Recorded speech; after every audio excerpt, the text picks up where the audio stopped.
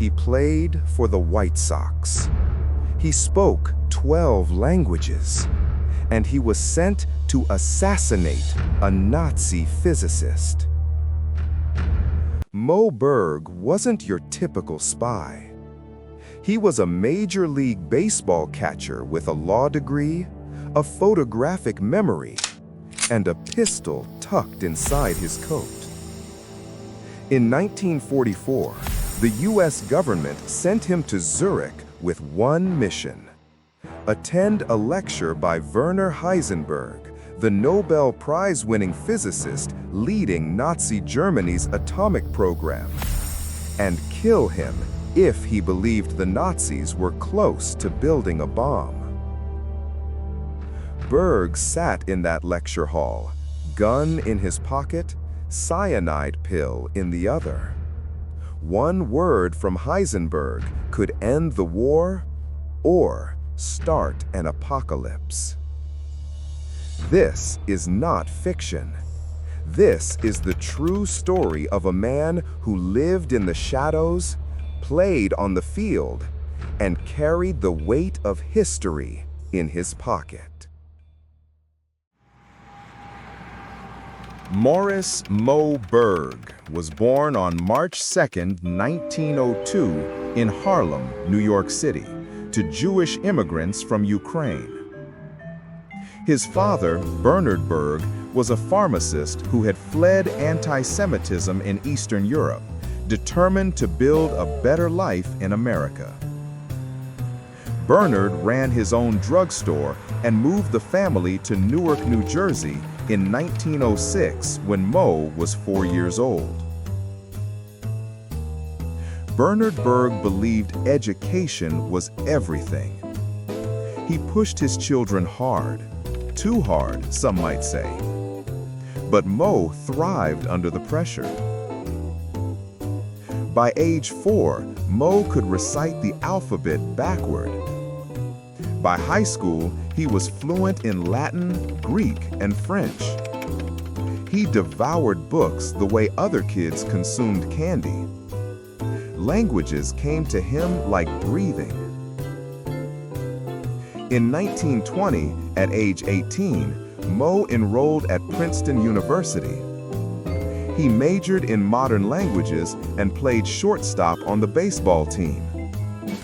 His teammates watched him practice Sanskrit vocabulary between innings. They called him Professor. He graduated magna cum laude in 1923 with a degree in modern languages. By graduation, he spoke German, French, Italian, Spanish, Latin, Greek, and had working knowledge of Sanskrit, Hebrew, and Yiddish. Some accounts claim he knew 12 languages fluently. But Moe Berg didn't want to be a professor. He wanted to play baseball. After graduation, he was signed by the Brooklyn Robins, later renamed the Dodgers.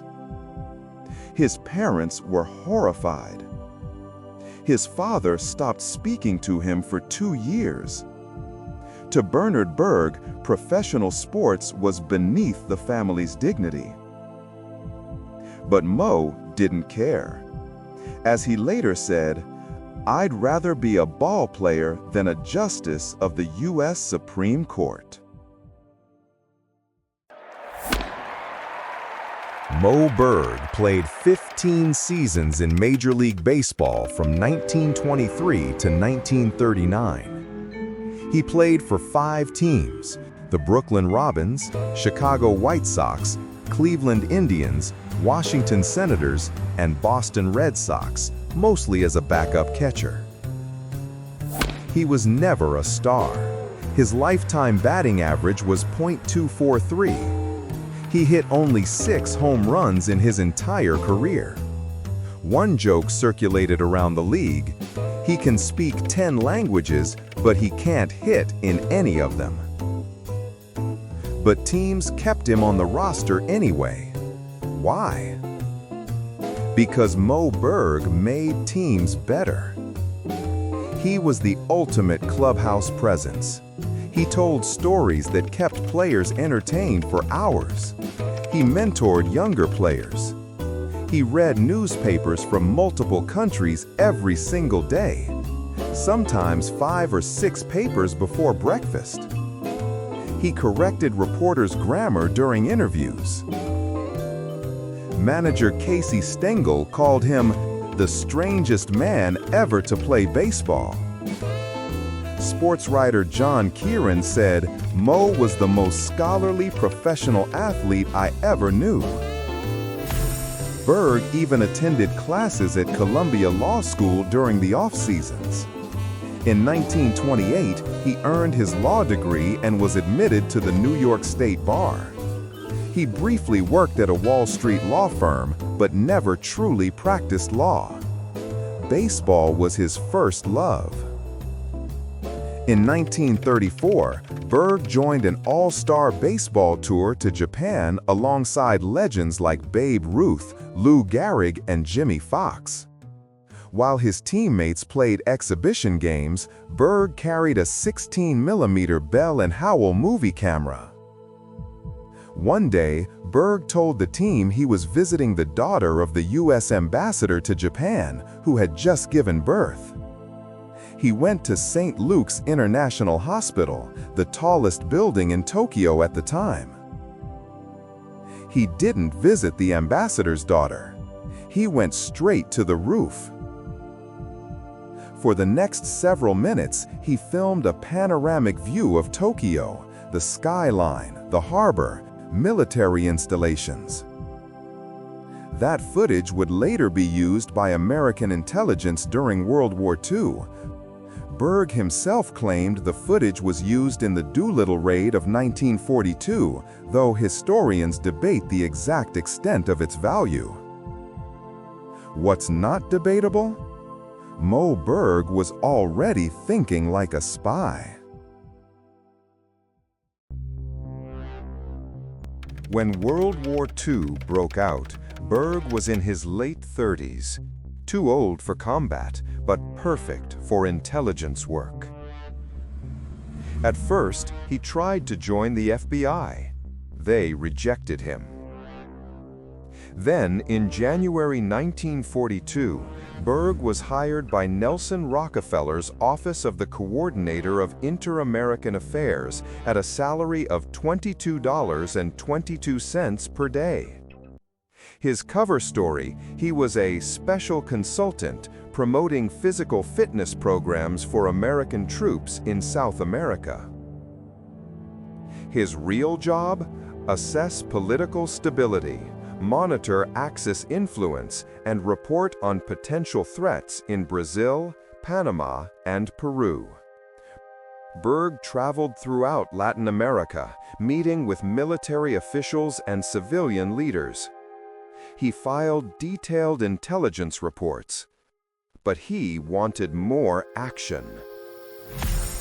On August 2, 1943, Berg joined the Office of Strategic Services, the OSS, the precursor to the CIA.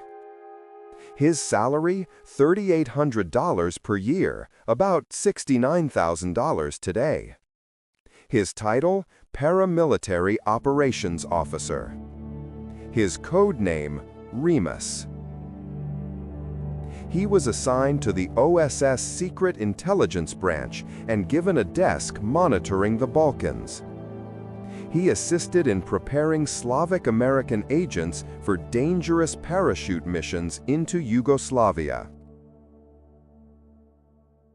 But General Leslie Groves, the military leader of the Manhattan Project, had another mission in mind for Berg. One that would require his unique combination of intellect, linguistic skill, and ice-cold nerve. In late 1943, Berg was assigned to Project Larsen, part of the Alsos mission, a secret operation to track Nazi Germany's atomic bomb program. His first assignment? Travel to Italy and interview physicists who might know about German nuclear research. Berg met with Edoardo Amaldi and Giancarlo Wick, two Italian physicists. Both told him the same thing: they had done no atomic research for the Germans. Even if Germany was working on a bomb, it would take at least a decade to complete. It was valuable intelligence, but the OSS needed more. They needed to know what Werner Heisenberg was doing.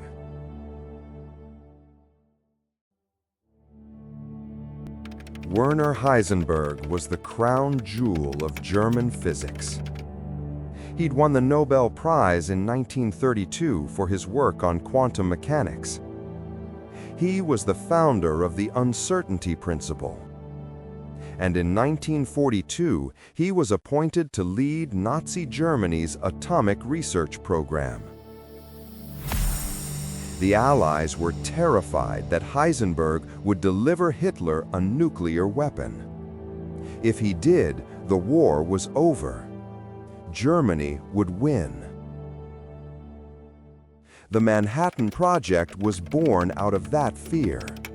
The United States poured billions of dollars and thousands of scientists into building the bomb first. But they had no idea how close Germany was. In December 1944, the OSS learned that Heisenberg was leaving Germany to give a lecture in Zurich, Switzerland, neutral territory. This was the chance they'd been waiting for. The OSS considered multiple plans. One proposal involved kidnapping Heisenberg, smuggling him to Switzerland, parachuting out of a plane into the Mediterranean Sea, and escaping via submarine. That plan was abandoned. Too risky, too complicated. Another plan involved sending Karl Eifler, a former cop known for his brutality, to capture Heisenberg. That plan was also scrapped. Instead, they sent Moe Berg. Berg was briefed in Paris on December 13, 1944, by Dutch physicist Samuel Goudsmit, the scientific liaison for the Alsos mission. His instructions were clear. Attend Heisenberg's lecture. Listen carefully. If you hear any indication that Germany is close to completing an atomic bomb, assassinate Heisenberg on the spot. Berg was given a .45 caliber pistol and a cyanide capsule. If he was caught, he was to take his own life. On December 18, 1944, Moe Berg walked into a lecture hall at the Federal Institute of Technology in Zurich. He wore a suit and carried a pistol in his pocket. Werner Heisenberg stood at the podium and began his lecture. The topic? S-matrix theory, a highly theoretical aspect of quantum mechanics involving the scattering of subatomic particles. Berg listened intently. Heisenberg's lecture had nothing to do with nuclear weapons. Nothing about uranium enrichment. Nothing about bomb design. It was purely theoretical physics. After the lecture, Berg made his way to Paul Scherrer, Heisenberg's Swiss friend and OSS source, codename Flute. Scherrer invited Berg to a dinner party in Heisenberg's honor later that week. Berg attended the dinner. He sat across from Heisenberg. They spoke in German. Berg asked leading questions, trying to draw out any hints about a bomb program. Heisenberg was guarded. Years of living under Nazi surveillance had trained him to say nothing incriminating. After dinner, Berg and Heisenberg left at the same time. Coincidentally, of course. They walked together toward Heisenberg's hotel. Berg's hand was in his pocket, wrapped around the pistol. They talked as they walked. Berg complained about how boring Zurich was. Finally, they reached Heisenberg's hotel. They shook hands and parted ways. Berg never fired his weapon. His conclusion? Germany was nowhere near building a bomb. Heisenberg wasn't a threat. Berg returned to OSS headquarters and filed his report. His assessment was correct. Germany's nuclear program was years behind the United States. Heisenberg would be captured by Allied forces in May 1945, alive and no longer relevant. After the war ended in 1945, Moe Berg resigned from the Strategic Services Unit, the successor to the OSS, in August.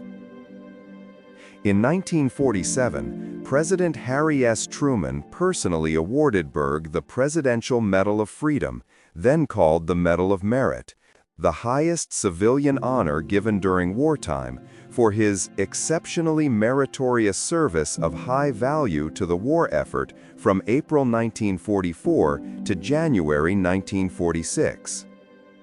Berg refused to accept it. He told officials it would embarrass him. His missions were still classified. He couldn't explain what he'd done. He didn't want the attention. The medal sat unclaimed for decades. Berg's family didn't even know it existed until after his death. After the war, Berg drifted. He had no steady job. He never married. He lived with his siblings, first his brother Samuel, a physician, and later his sister Ethel. In 1952, the CIA hired Berg on a contract basis to use his OSS contacts to gather intelligence on the Soviet atomic bomb program. They paid him $10,000 plus expenses.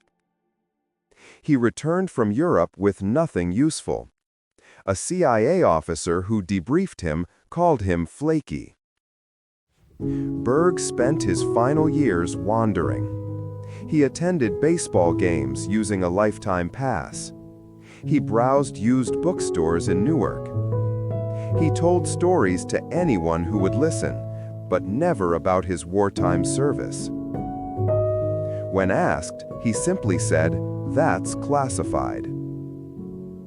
On May 29, 1972, Moe Berg died at age 70 from injuries sustained in a fall at his home. He was taken to a hospital in Belleville, New Jersey. His final words to the attending nurse, "How did the Mets do today?" They won.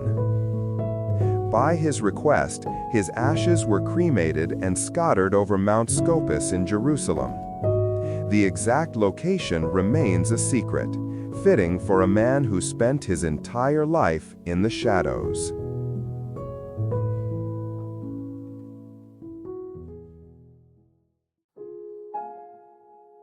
Moe Berg's story is one of contradictions. He was a baseball player who read Sanskrit, a spy who never fired a shot, a patriot who refused his country's highest honor, a genius who lived as a vagrant in his final years. The CIA honored him posthumously. His baseball card is the only one on display at CIA headquarters in Langley, Virginia, a tribute to the catcher who became a spy. Moe Berg remains a mystery. No one knows what he truly thought about the Heisenberg mission. And no one knows what he did during those long, silent years after the war, wandering bookstores, attending baseball games, carrying secrets he would never share. Some called him a genius. Others called him eccentric. Some suspected mental illness. But everyone agreed on one thing: Moe Berg was unforgettable. He proved that intelligence work isn't always about violence. Sometimes it's about judgment, about making the right call in the moment that matters most. Berg made that call. He chose prudence over violence, observation over assassination. And history proved him right. He didn't seek glory. He didn't chase fame. He did his job, made his call, and walked away. And in doing so, he became a legend.